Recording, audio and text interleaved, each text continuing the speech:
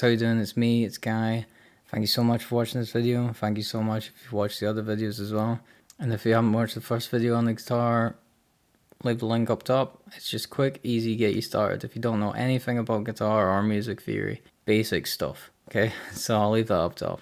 Today I'm just going to talk about like the relative major, the relative minor, and I'm going to talk about like more kind of flashy sounding chords. Between that video and this video, hopefully you'll kind of know more about how to make these chords, where to go up on the neck, and just have fun. But yeah, let's get into it.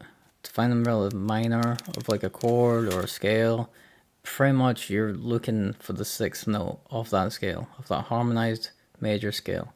So let's take C.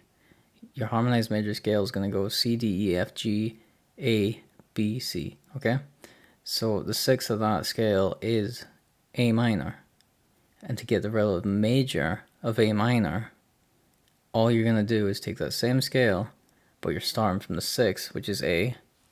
Then you go to A, B, and C is your relative major. So that's how you find your relative major, relative minor really quickly.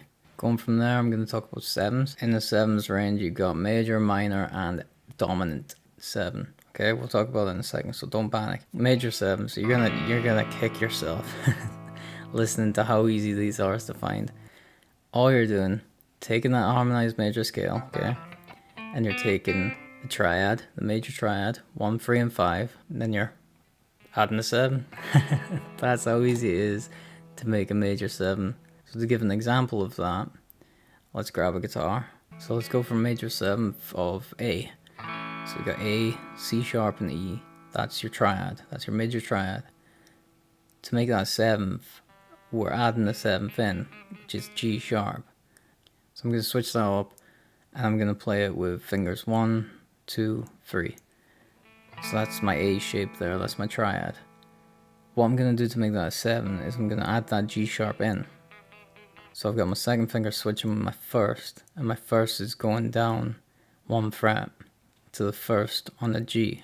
That's my major 7. So you've got A, C sharp, E, G sharp. So that's the 7th right there. So to make a minor 7th, all you're doing is taking the triad, minor triad, 1, flat 3, 5, and then flat 7. So you've got your A, your C, and your E. That's your minor triad right there. To make that a minor 7th, putting a flat 7 on it. So you're just taking off your third finger and leaving that string open on the G. So all you're playing is 2nd fret on the D and 1st fret on the B. So moving on from A major and A minor, we're going to now do a dominant 7. Okay, so on notation you'll see A maj 7, that's your major 7. A M7, like a little M 7, that's your minor 7. But if you see A7, immediately think that's dominant. So right here we've got your major triad, A, C sharp, E, okay, but we're adding the minor 7th onto it. So we've got A, C sharp, E, and here's your flattened 7th, which is your G. So to make that easier, all you're doing is you're taking off the 2nd fret of the G string and just playing that open. So that's your major, minor, and dominant 7. They're pretty straightforward to kind of get your head around once you've done it a couple of times. Thank you so much for watching this video. I hope you enjoyed it. I hope you learned something from it. As I say, if you don't know anything about guitar, definitely check that video out. And you can just come back here and learn more.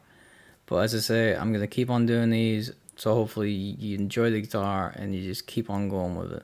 Or any musical instrument. This doesn't have to be just for guitar, okay? But yeah, thank you so much, guys. If you haven't subscribed, please subscribe. Leave me a like, leave me a comment.